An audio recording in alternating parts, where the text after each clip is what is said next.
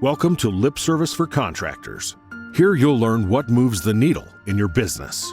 With your hosts, Brigham, the deep thinker, Josh, the $100 million contractor, Zach, the confused millennial, Laura, the foreigner.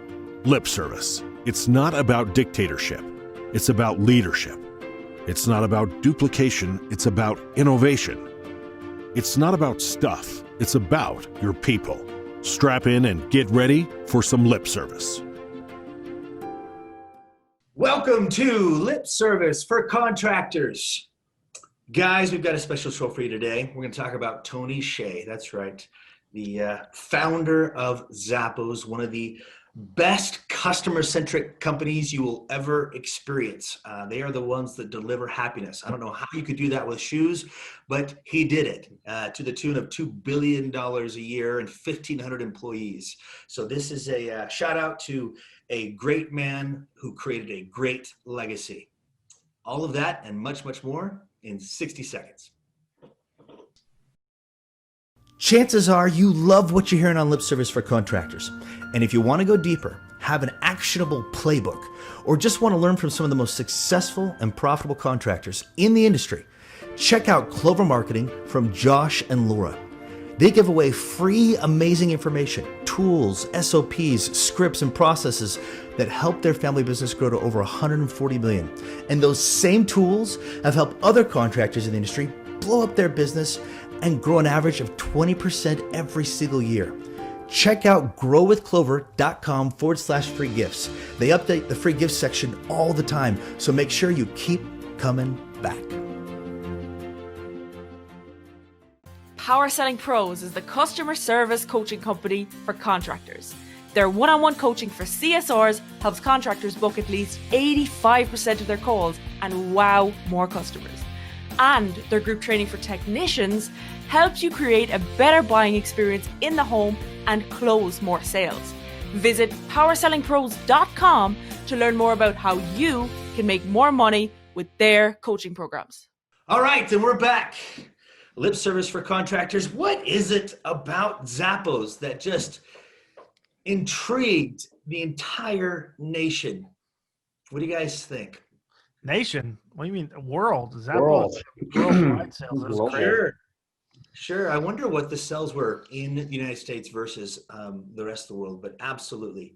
How is it that you get so tickled about shoes? I thought about this for a while and was thinking, gosh, dang.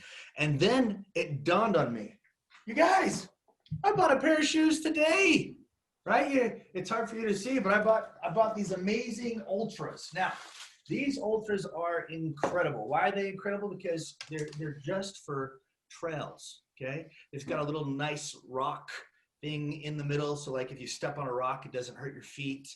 And it's got some extra toe room in the front. And I realized, holy cow, shoes can be happy. It can make you happy. And that's exactly what Tony Hsieh has been able to do, right? I mean, number one, let's. I don't think shoes matter that much. Like, to be clear, I think he would have been successful in whatever he did. It's the customer service that drove Zappos. But I feel like right now you're describing your shoe. Have you ever seen the comedian Brian Regan? He does this whole bit. He does this whole bit about like selling fridges and how difficult it is to sell fridges. He's like, hey, come here. This fridge, $1,200, keeps your foot cold. Keep going. This one, $1,500, keeps your food cold. Keep on. It's shoes, man. You walk around them. No, there are different shoes. And what I would say is, here's another question. You were asking how much was in the United States versus the world. A question I'd be more interested, and I'm sure there's studies on this, I just haven't looked into it, is how many more shoes they sold to women than men. I bet a large percentage of sales is women-based. I'll bet you Laura can Google that real quick. I'm doing it. Why does that? Why? Why does that intrigue you? Yeah, where do you get that? Why assume that's the case? Yeah. Brigham, how many shoes do you own? Okay, so here's the thing. This isn't a fair question. I am a trail runner, and okay, my shoes wear outside out. of your trail shoes. Oh, thank goodness! Like Fashion. Let's look at fashion. 2 or 3. Zach, how many shoes do you own? I have like 6 or 7. I got maybe 4 pairs. Laura, how many shoes do you own? Okay, so a lot. However, that it's not. Women tend to buy more shoes, but it's not like Zappos is more attractive to men versus women. They target women. I do know for a fact that they target women. Well, that's just smart. It's like seriously, You're it's like like arguing with yourself right now. no. Well, it's like when we do media buying, we care more about the women. We care more about the rate for women, because female is primary, adult is secondary. Because for our industry, home services in general, right? I'm not saying the women is decision maker all the time. I would say they're decision maker slightly more. However, overwhelmingly, when we go out to the house, a plumber goes out to your house, AC tech, a roofer, whatever, it's overwhelmingly a woman that's at the house. So they tend to be the primary customer. So that's what we focus on. And Zappos is the same way. They focused on women because women tend to buy more shoes. Mm-hmm. That's not true across the board, of course. There's men with many shoes and there's women with very few shoes. But in general, women buy more shoes. It's a larger market than men, outside of Brigham because he's ridiculous and has a bunch of trail shoes. Yeah. But ultimately, it all goes back to the question, why Zappos? And I believe that's why any company is chosen. It's like why people like Brigham, you always preach about this, is people buy from people they like and that make them feel good. Yeah. And with that, the company builds trust over time, and with greater trust, you communicate with your friends, your family, your cousins, that this company has taken care of me, and as a result, other people trust that company too. And I feel like if more companies adopted incredible customer experience and customer service, it's just a natural consequence that you will get more customers. I think it's an interesting crossover when you really think, when you really break down from, like, I'm a marketing sales operations guy, right? If you really break down Zappos at its core, it has a very specific competitive advantage. It is not the cheapest. No one that buys from Zappos thinks it's the cheapest one. Across the board, we're all aware that's not the most cost effective. It's not the quickest to get to you too. So speed of service isn't really relevant. It's not even the quality, right? Because you're buying the same shoes you could buy somewhere else. There's nothing unique about the product that Zappos sold. However, their play, their win, their differentiator was purely customer service based. That's right. Nothing more, nothing less. They took a extreme commodity, something that none of us really work in, but you're selling paper clips, and you were selling paper clips, and your argument is we have the best customer service. It's a hard argument to make. You have to be significantly better. Now, shoes not as bad as paper clips, but it is impressive when you think about it. And there is carryover. There are people that will tell you, like, hey, no, people decide on price. This is proof on many levels that that's not even relatively true. Not just of shoes, but of anything, right? Very good point. A couple facts about Zappos that are really interesting to me. Number one is they have 10 million customers. That is a lot of customers. The longest customer service call lasted about 4 hours. So in the back of your head, you're going, now, most heating and cooling companies are going to be very... It was actually 10 hours and 29 minutes. Tell me more. I'm just looking at the latest stats that I saw, but if you guys saw that stat as well, I think I've heard that before as well. It was December 8th, 2012, a 10-hour, 29-minute customer service call. Okay. That customer was a nightmare. That customer had to have been a nightmare. They were trying to purchase a pair of UGG boots. That makes sense. That makes sense. They're not even pretty shoes. Yeah. So contractors, they're all about keeping the call real short, right? 2 to 3 minutes. 2 to 3 minutes. We hear that all the time. So that little stat right there kind of flies in the face of that. Maybe we should talk about that for a minute. And I'm not advocating that, calls should be longer. However, what they do is unique and it's weird and it's different. In fact, one of their core values is create fun and a little weirdness. Can you imagine that as a core value? But certainly there was some weirdness there. When I did a tour, and I've done it several times there in Las Vegas. They always used to talk about raves that they would do at night. I mean, that's a little different. That's a little weird to have a full company rave at night. They would all dress their cubicles in different themes, and you'd just see thousands of cubicles with all kinds of different themes. And you guys, it was different. It was weird, and he created a culture off of all that, and tremendous success. Now, Josh is right. It is about creating an experience for the customer, and I think that customer experience that Zappos created was just so unique, so fun, that it attracted people to the tune of 10 million people. The key to that is a lot of people. Now we're talking about this, and all of everything we said is, of course, 100% true, and it's well documented, and it's fairly obvious. But I think when you really think about it, the success of Zappos and their culture and their customer service and their uniqueness and what made them special wasn't really something that drove a ton of customers. Well, I think it drove, and this is just my opinion, it drove amazing team members. When they had those amazing team members created systems and products and ideas that drove those customers, right? So, that rave, in no way did that rave, well, I don't know, but not in a significant way did that rave drive customers, right? I'm sure they created content and they did stuff of it, but what it did is it attracted this certain type of talent that they were looking for and a certain type of personality as a team member. And that's where they had success. That's where the real growth came from. Yes, culture building. And it's interesting. It's since COVID and everything has gone virtual, apparently businesses have now greater access to talent, which makes sense. This is true. Have you seen or heard of what Zappos does to incentivize employees to quit as soon as they're hired? Have you heard about the bonus they offer? Yeah, tell us about that. So I don't remember if it is $2,000 or $4,000, but when you get hired, when they may extend you an offer, they offer you $2,000 or $4,000 to quit on the spot.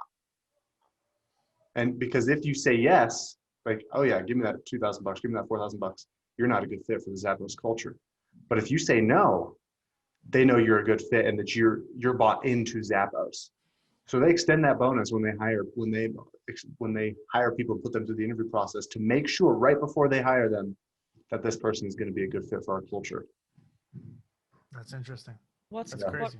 What is therefore curious, I find curious at least, is that they're not just a compelling company to do business with, but they're for sure a compelling company to work for.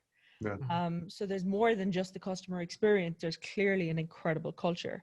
So that culture drives the customer experience. Right, totally. What that insinuates is they both come hand in hand, and neither are less or more important than the other.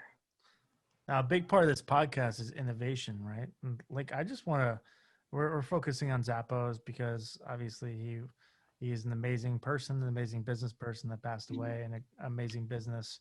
But I think Zach, that's a great concept. That's a great idea. We're just spitballing here and we're free-minded and we're not prepared in any way, but how can we relate that back to a home service company? I don't think we should be offering $2,000 bonuses to quit. I'm not suggesting that. We don't quite have the funding Zappos had. Yeah. Jeff Bezos didn't buy us. Yeah, not yet. Yeah. Anything is possible. But could you, after you hired someone, could you really identify, in a weird way, incentivize them to identify themselves as a good fit or not? I think you can. I think there's ways of doing that. And I don't think it necessarily has to be cash-based, obviously. But I think a lot of people make the mistake of hiring someone and figuring out they're a good fit. Number one, if you've hired someone and you're not sure they're a good fit, then that's probably not a great hire to begin with. Right. But maybe 30 days after, you could incentivize someone to say, hey, maybe this isn't a great fit, or going through that process, trying to weed people out more effectively without you doing a lot of work. Does that make sense? Yeah, I'll tell a quick story, I think, to illustrate another way you can do that without giving people a bonus, that doesn't cost any money virtually. So when I worked at a digital marketer company in Austin, Texas, a couple of years ago for a summer. And the application process was, they had one position open, and they were opening it up to college students all over the United States. And the way to apply was you submit your application just like any other job. But as opposed to going straight to interviews, they had us do a marketing project. So we actually had to create a customer avatar, a customer journey, an ad campaign, ad copy, and build a whole marketing campaign, and then submit it as part of our interview process. Now you can imagine the drop off from number of people who applied to number of people who completed the project and actually got an interview. I mean, it was less than 20% that actually went forward and did the project. It was an incredibly small number. Many people started it and got like halfway through, but very, very few people finished it. And even fewer of those people actually got interviews. And I thought that was a fascinating way to weed out the good employees, was project-based applications. You could do that in the home services, potentially with marketing, the exact example I just gave. With CSRs, you could do mock phone calls, right? You could do, let's pretend that I'm a customer and you're a CSR. You could do the same kind of thing with technicians, mock customer exchanges, mock sales calls, right? Project-based, let's test your skills. And you don't have to be perfect, right? Because we'll train for these things, and attitude is the most important thing to hire for. But you could creatively come up with some type of project to help you weed out the people who you're not sure about. Yeah. There's an incredible book called Who, and it's a New York Times bestseller for how to recruit the best kind of people. And there's an interesting method behind it. Super book. And just a concept, it was a short sentence that just intrigued me and I think is powerful. If in an interview, a person gives out or talks poorly about their bad boss, it's pretty inevitable that they're therefore going to talk bad about you. And I just thought that was just a very, very true point, and one I think that needs to be considered in the interview process. Is that if they're the kind of person that tends to give out, they're probably inevitably going to give out about you, and they're going to give out about other stuff within your organization, which is pretty toxic to culture. Again, that is, and I feel like that really plays into customer experience, because for there to be an incredible customer experience, people need to be positive. People need to contribute to the culture, because ultimately the culture affects the customer experience tenfold. So why don't we go ahead and talk about some of the principles that cultivated that culture? I already mentioned one, and that is creating fun and a little weirdness. Another one is deliver wow through service. That's their first one. You can totally see that coming through with the services that they provide, them being known for that. Embrace and drive change. Usually people aren't comfortable with change in general. So to actually invite it, it's a pretty powerful thing. Be adventurous, creative, and open-minded. Obviously they're building a culture here, and have built a culture here that just attracts people to it, which is why they don't take the $2 or $4 grand or whatever it is these days, right? To leave. Pursue growth and learning. So they constantly want them to learn and to grow. You guys, I mean, this is a company that anybody would want to be a part of. Build open and honest relationships with communication. That's really cool stuff. Build a positive team and family spirit. And then the last one is do more with less, which is, it speaks for itself. I mean, basically taking ownership of and ownership of your job, ownership of your responsibilities, and doing the most you can with the least amount possible. So you can see how people would want to buy into this philosophy, and what an amazing thing Tony Hsieh has been able to do. Yeah, I could tell you. So like at Parker and Sons, our core value is a very, very simple process. Like You guys know this, and anybody who's been listening for a while, like I'm all about simplicity. Like the simpler, the better to a point. But ours was 1 + 2 = 3, and one was be a great place to work. Two was create an amazing customer experience, and three was grow and have fun. So 1 + 2 = 3, right? And that's it. And everything kind of combined in. And I can tell you, I've worked with a ton of people in the industry, and I've worked with huge companies outside the industry, consulting, helping, being an executive for. Um, and we're doing this at Clover, and we're repeating it the best we can. But I can tell you, the reason Parker and Sons is so successful, yes, we're really good at marketing. Yes, we're really good at creating amazing customer experience. There's a lot of things we're good at, but the secret is really actually much simpler than that. I could tell you not just a few people, but dozens of people at Parker and Sons that treat that business like it's their own. They care more than I ever did, that Paul ever did. They did more. They were willing to do things more. Like everybody, I can't tell you. So here's a perfect example. I've been in this, and this happens at Parker and Sons too. Don't make any mistake, but it happens far less. But I would visit another company, and you talk to the service techs, and I'd be like, "Hey, if this was your business, would you do anything different?" And without fail, they all, "Oh yeah, I do things a lot different." I'm like, "Okay, well, what would you do?"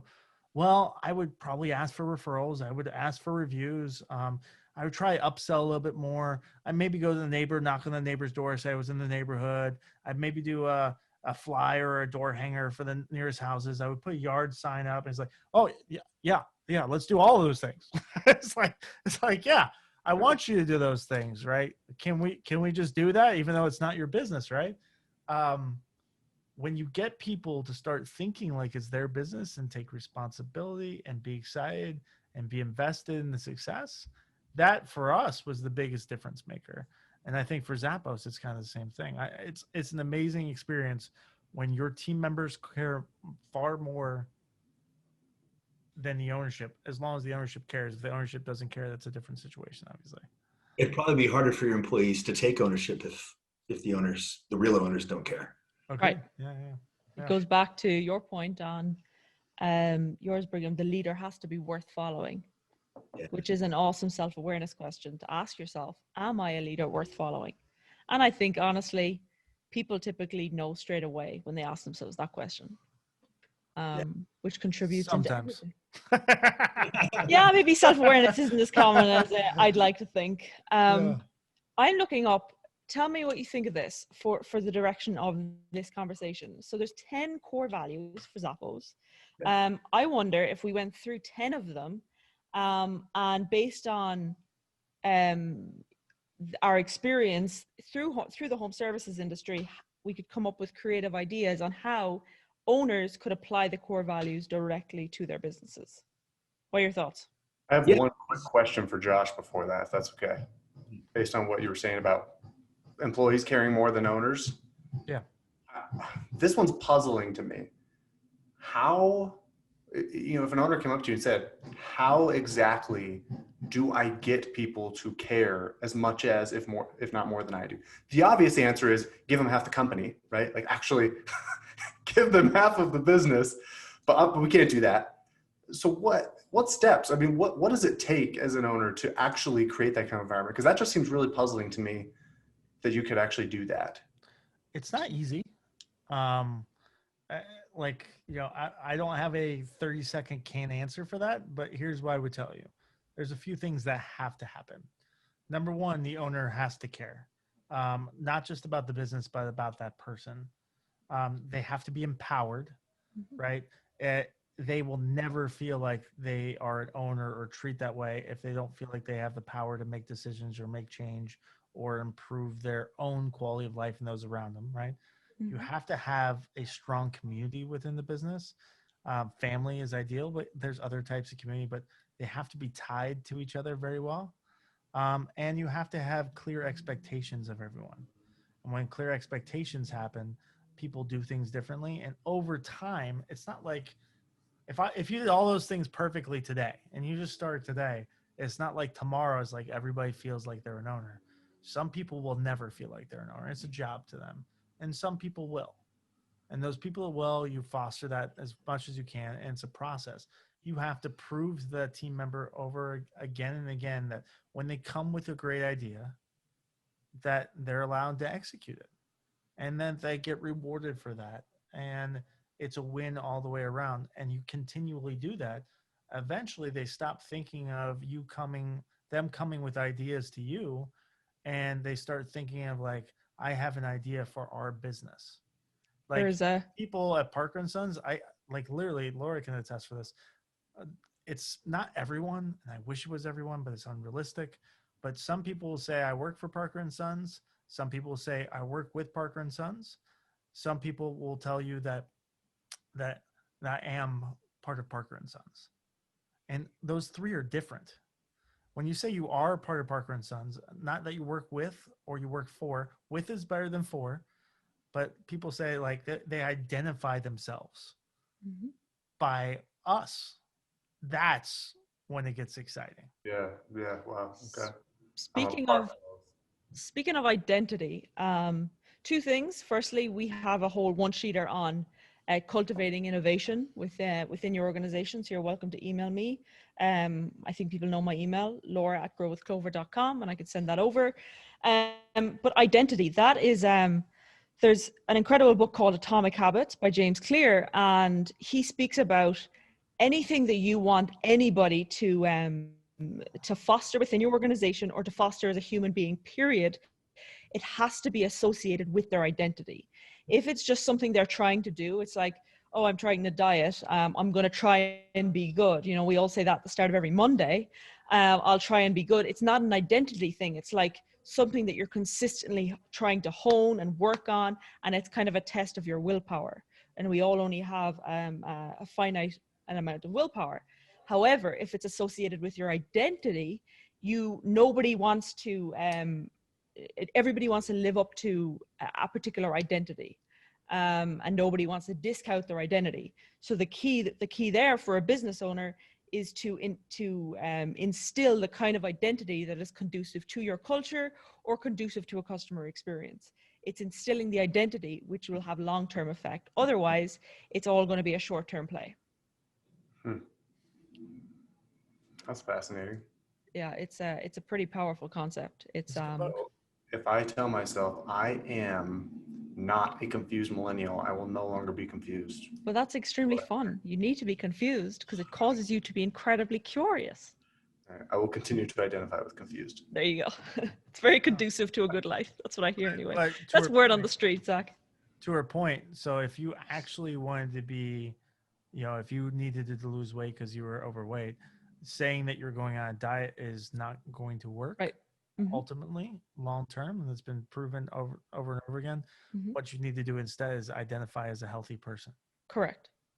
Correct. I am a healthy person for Brigham. I am athletic and a runner / hiker / at one point jujitsu / bald shaved person. But and honestly, like, yes, it's entirely true, and you'll watch and witness that. And I'll give you an example that I've actually observed with Josh. Josh works late, total night owl. He could be up till 1 a.m. Me, I get up at like 5:30 in the morning. We work really well opposite sides of the day. However, we went to a Tony Robbins event, and Josh, he trained himself to identify himself as a morning person, and he's become a morning person. He has I to still work. prefer nights. Correct. Yes. He prefers nights, but again, it was an identity shift. He had told himself over and over and affirmed over and over that I'm just not a morning person, and I always kind of challenged that. And yeah, he fought that for so long, and once he changed his identity, something that used to be very difficult now becomes feasible, easier, and a little bit enjoyable. Yeah, and there was a catalyst to that too, right? Tony Uh-huh. Robbins is powerful. That's part of Yep. it. And part of it is me and my wife were on slightly different schedules. Mhm. And it was important to me that we went to bed together and that we woke up together. And we spent as much time as we could during on-off hours. We work together too, obviously, but when we work together, we don't really spend that much time together, right? So I had a catalyst, and I re-identified myself, And it wasn't, I'm waking up early tomorrow, but I'm a morning person. So I do well in the morning. Yeah. And when I started thinking that way and shifting my mindset, it was more effective. Um, and Like, this is kind of off topic, but still relevant. Ultimately everything is a choice.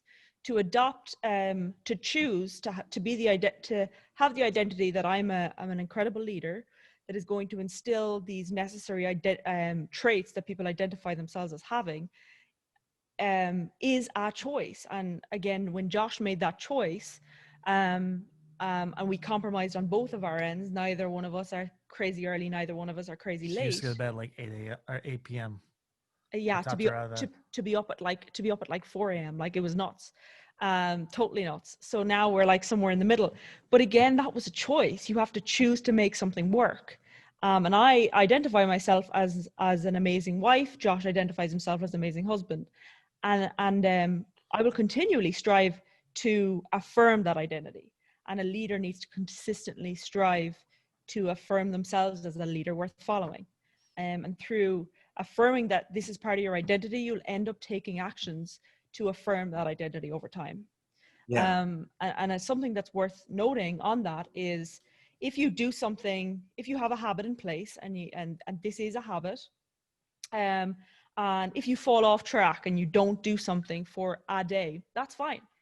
You get back on the train. It's like you get off at a stop, and you get off at a stop on a train, you get back on, because ultimately you want to get to your destination. You just don't stay off the train. The same thing is, if you break that habit, of trying to, say, instill those identity traits in your employees or whatever, get back on the train, go back to it. And a habit, typically, if you're breaking a habit if you don't do what you intended to do more than twice. You're on that train to breaking the habit. So the key is to not let it happen twice. You can make a mistake once, but don't let it happen a second time. Because before you know it, you are essentially giving yourself permission to allow that habit that you've nurtured to literally become redundant pretty quick. So I think it's people need to remember that, amid developing the kind of habits that are necessary to create the necessary identity. yeah. And I would say that Tony Hsieh was able to do that as a leader, but also instill that mindset into his team. Give you one example. Fred Mossler, Zappos' first employee, was promoted to no title in December 30th, 2007. You imagine that? No title. And the objective there is, Tony never liked a hierarchy, right? VP of this and VP of that. He never was into that. He wanted everybody to be on the same level playing field. And I think it helped everybody feel extremely important. They also had a lot of control. They worked with a lot of autonomy. And I think that helped them as well, that, Tony was showing that he trusted them, that they would make good use of their time and be very productive. I think that had something to do with it as well. But the question that comes to my mind as we consider what Tony Hsieh has been able to do is, he died at 46, at the age of 46. That's young. We all can agree that that's a really young age. And as we consider our businesses, we should definitely also consider our legacy, as well as what plan do we have in place in the event that there is an untimely death, such as the one that Tony Hsieh experienced. I think it's definitely something we should consider and discuss.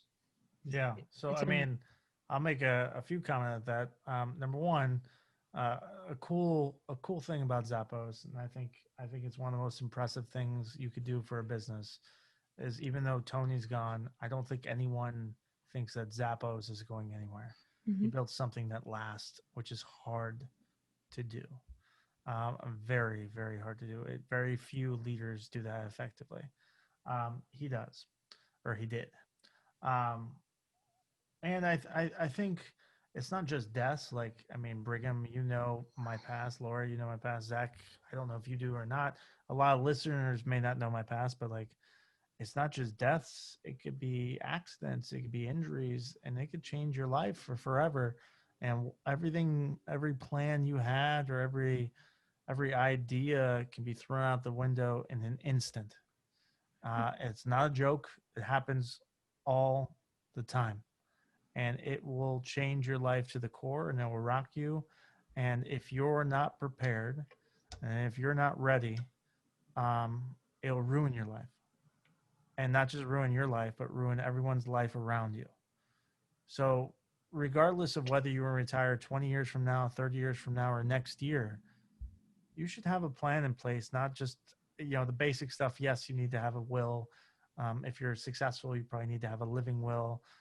You need to have investments, you need to have retirement, but you also need to have a succession plan. What happens if you can't work tomorrow, or your key members can't work tomorrow? What does that look like? How does your family get along? How's that business survive and sustain and grow without you? It's a complicated, uncomfortable conversation Mhm. that I could tell you from personal experience, everybody needs to have. I don't know if that was helpful or not. They got real dark real fast. No, I feel like if you ask most business owners, at least, the reason they work a lot is a lot of them is to provide for their family, provide for their loved ones, build a living that they I suppose facilitate opportunities for their kids. A lot of it comes back to family. And if that was your big why, and you can't fulfill that why after you're gone, it's kind of demoralizing.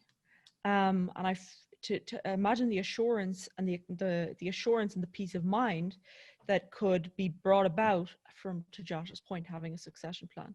And it's a scary thought to think about planning for your death.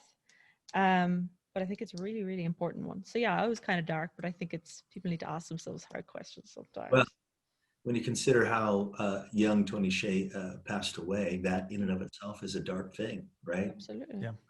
Be construed that way. And so it was a surprise to everyone. He left way too soon. We feel like there's much, much more that he can do for the world. And it's important to consider and to discuss. It's reality. Yeah.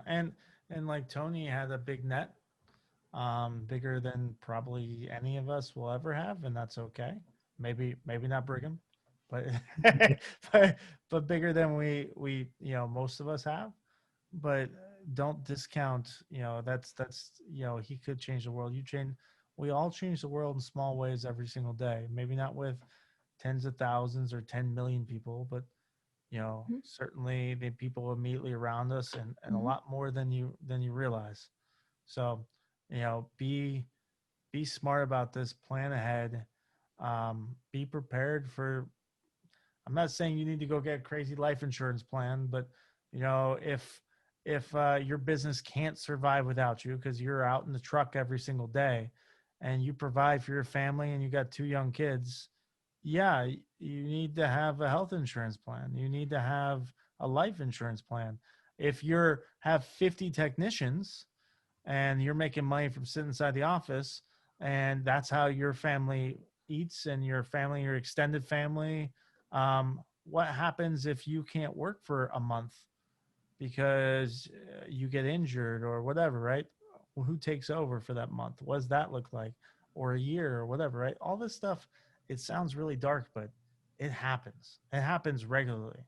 I've helped stake over a business for a couple months because the business owner had a heart attack, and I stepped in and kind of GM'd it for a little bit for a while. I've had some personal stuff, like this shit happens all the time.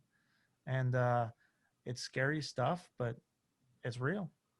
There's another book called The 8 Habits of Highly Effective People. And one thing he says in it, and it's kind of scattered throughout the book, is the importance of it. If you want to, however you want to be thought about, essentially think about the eulogy that will be read at your funeral. What will that eulogy be? What will that person say about you? And that's a clarifying way to identify the person you want to be. And again, it goes back. Like, does your eulogy say, if that's your child, at the top of, I don't know, the church or wherever that would be for you, and they're saying, you know, he was an incredible businessman, but he was also an incredible father, and he set us up, and he will be remembered after his, like, post his death. And I think it's a powerful concept. Think about what will be said about you at your funeral, and are you creating those identities now? Will what you want said about you actually be said about you? Yeah, that's one of the biggest identifiers for me. And I've done that practice many times. Like, what's actually important? Who do I actually want to be? What doesn't matter? I don't know. This is a weird podcast. Absolutely. By the way, I think everyone can agree.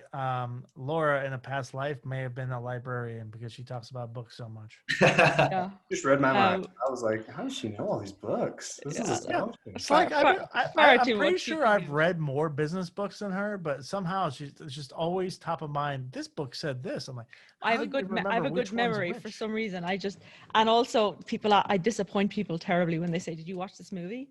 I just don't watch movies, which is like, not, I don't know, is that not good? I don't know. I'm a weirdo probably. So to give you an example, we live in Arizona, right? So in the wintertime, it gets to a solid 70 or 60 degrees. Like a week and a half ago, she's like, "Can we light the fire?" And I can just read in front of the fire. I'm like, "It's 70 degrees in the house. Where I don't want to light the." She talked me into it, but that's not the point. Yeah. Sometimes I've totally got tendencies of an old person. I said to Josh the other day, I was like, I'm kind of loving this thing that we go out real early and we come home real early. And he's just like, you sound like an old person. We were going out. We were actually, Tommy Mello, if you're listening to this, we were joining you for drinks at like 9:30. And I was like, are you serious? That's so late. 9:30? That's so late. I would rather us go out at like 4:30, and we're like, we're home right now. It's not that you sound like an old lady. It's that you sound like you have toddlers in your house. I know. I need I don't know. I'm not sure. I She also am likes to- having this recurring dream She's that upset because she doesn't get the early bird special. She'd like to eat lunch or eat dinner at 3:30. True. You know, Maybe. have I a have nice, this recurring have a nice dream soup. too. I love it. She's frugal. That's fantastic. You know, Anyway, we have 5 minutes left. We don't need to be talking about my old woman tendencies. I was about to say something else, but yeah, let's move on. good self-control there.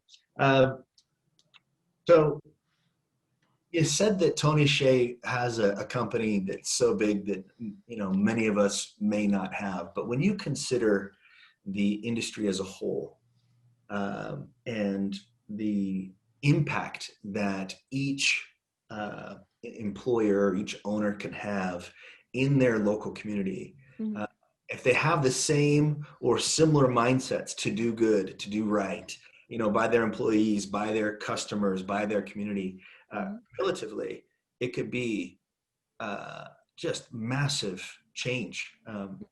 So it's okay to think big. It's okay to think big in your community, but it's also okay to be grateful for what you've got and to do some good with what you've got. Absolutely.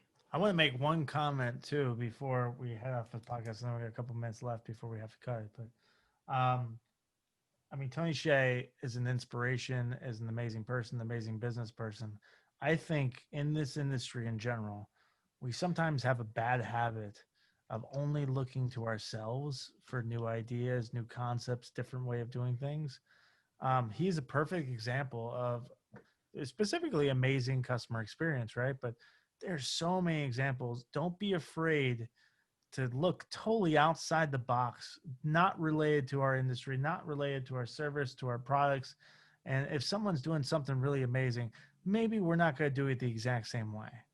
But, you know, those type of ideas and outside the box thinking spurs new ideas, new ways of doing things, trying new things, experimentation.